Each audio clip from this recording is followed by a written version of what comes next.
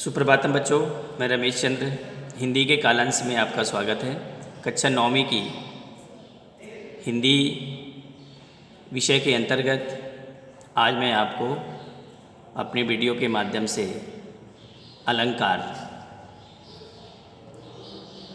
अलंकार के बारे में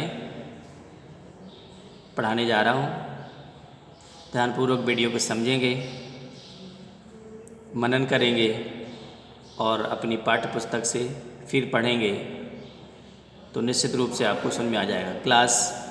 प्रीवियस क्लास में यानी क्लास 8th में भी आप इस टॉपिक को पढ़ चुके हैं। बहुत ही इम्पोर्टेंट टॉपिक है बच्चों। अलंकार शब्द का अर्थ अलम प्लस कार अर्थात सजाना, संवारना, सुंदरता को बढ़ाना। और अलंकार का मतलब आभूषण भी होता है, अलंकृत करना, सजाना।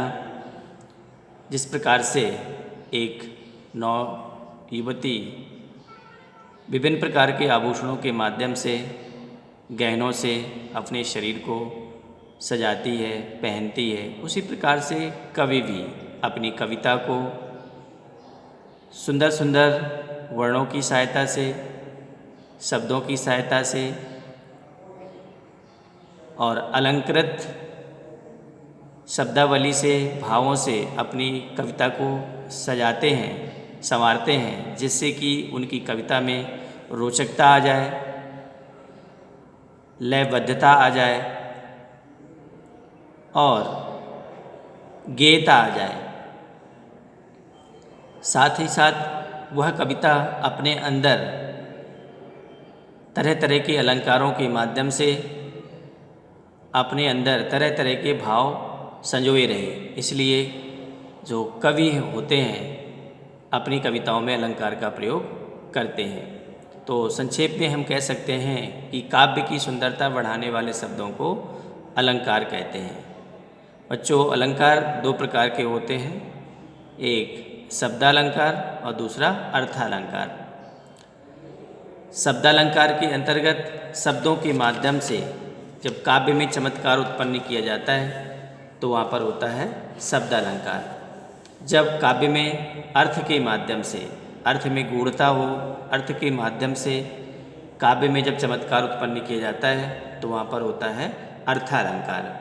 शब्दालंकार के अंतर्गत बच्चों जो अलंकार शामिल किए गए हैं वो हैं 3 अलंकार। एक है अनुप्रास अलंकार, दूसरा है यमक अलंकार और तीसरा है श्लेष अलंकार। तो आज मैं आपको इन तीनों के बारे में विस्तार से बताने जा रहा हूँ।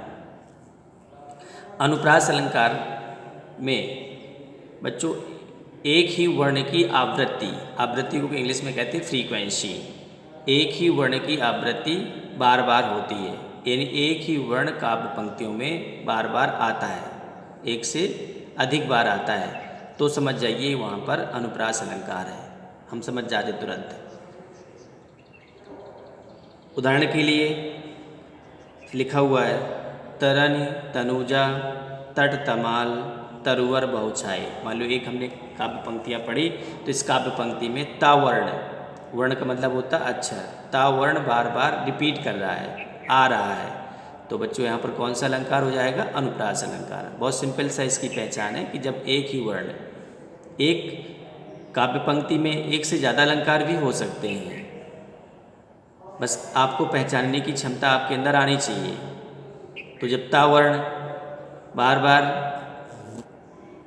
आए, जैसे ता वर्ण बार बार आता है इसमें तरन तनुजा तट तमाल तरुवर बहुछाए, तो ता वर्ण बार बार आया तो यहाँ पर अनुप्रास अलंकार हो जाएगा।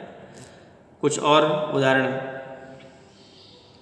बंदहु गुरु पद पदुम परागा।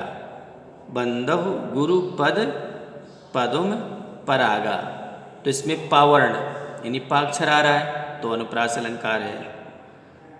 सुरचि सुवास सुरस अनुरागा, तो देखेंगे सु स, इसमें भी सा वर्ण बार बार रिपीट कर रहा है तो यहाँ पर अनुप्रास अलंकार है। इसके बाद आता है यमक अलंकार। तो बच्चों यमक अलंकार में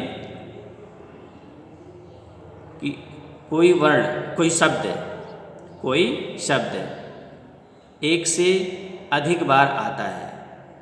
कोई शब्द किसी काव्यांश में या किसी काव्य पंक्ति में कोई शब्द एक से अधिक बार आता है और दोनों ही शब्दों का अर्थ अलग अलग होता है। दोनों ही शब्दों का, जैसे 2 बार आया मान लीजिए किसी काव्य पंक्ति में, तो दोनों ही जगह उस शब्द का अर्थ अलग अलग होगा। तो इसलिए वहाँ पर हो जाता है, यानी शब्द एक से ज़्यादा बार आए और दोनों का अर्थ अलग अलग निकले, तो वहाँ पर होता है यमक अलंकार।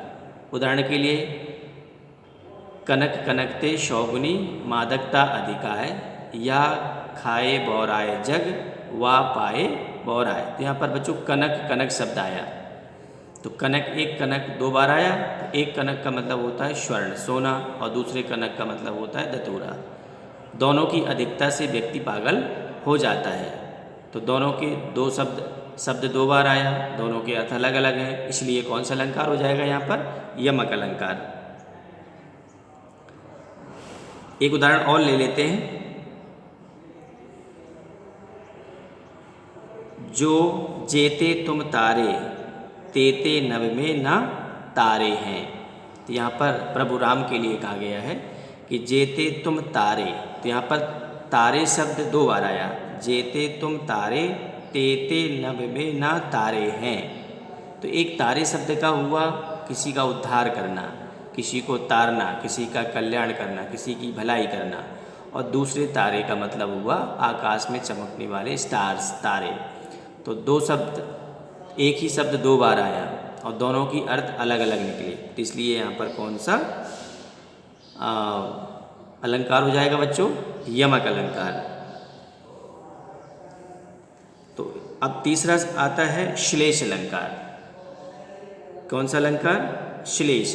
श्लेष का मतलब होता है बच्चों कि एक दूसरे से चिपका हुआ, लिपटा हुआ। यहाँ पर क्या होता है कि शब्द एक होता है और उसका अर्थ अनेक होते हैं। शब्द एक, अर्थ अनेक, वहाँ पर होता है अलंकार श्लेष। कौन सा अलंकार? श्लेष। उदाहरण के लिए, रहीमन पानी राखिए बिन पानी सब सून, पानी गए न उबरे मोती मानुष चून। तो इस काव्यांश में पानी कई अर्थों को स्पष्ट करता है। एक पानी जिसको हम पीते हैं, और एक पानी यानी जोश, उत्साह है। कहते हैं बैल बहुत पानीदार है, अर्थात बहुत चंचल है, उसके अंदर बहुत फुर्ती है। और दूसरा पानी का अर्थ यहाँ मोती, मनुष्य तथा चून संबद्ध है। मोती का अर्थ में पानी चमक के लिए, मनुष्य के संबंध में आत्मसम्मान के लिए, पानी यहाँ एक चून माने होता आटा। तो यहाँ पर पानी अलग, इस काव्यांश में पानी का अलग अलग अर्थ है। रहीमन पानी राखिए बिन पानी सब सून, बिना पानी के, यानी पानी जिसको बिना पानी के ये संसार बेकार है। तो यहाँ पानी शब्द जल से, पानी गए न उबरे, बिना पानी के आटा बेकार, बिना पानी के मोती भी नहीं होगा।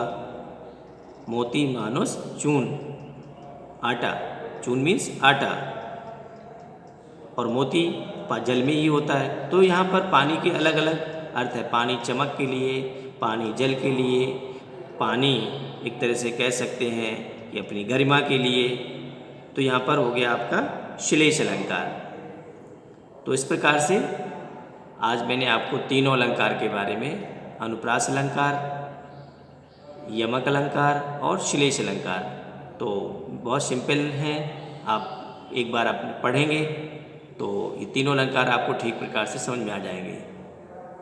पाठ्य पुस्तक के पीछे जो अभ्यास कार्य दिया गया है उसको करेंगे, काव्यांश की पंक्तियों को पढ़ेंगे, फिर उसमें अलंकार पहचानने की कोशिश करेंगे कि इसमें अनुप्रास अलंकार है कि यमक अलंकार है कि श्लेष अलंकार है। अगर किसी वर्ण की बार बार आवृत्ति होती है तो हो जाएगा अनुप्रास। शब्द एक ही शब्द एक से ज़्यादा बार रिपीट करता है, दोनों का अर्थ अलग अलग निकलता है, तो यमक हो जाएगा।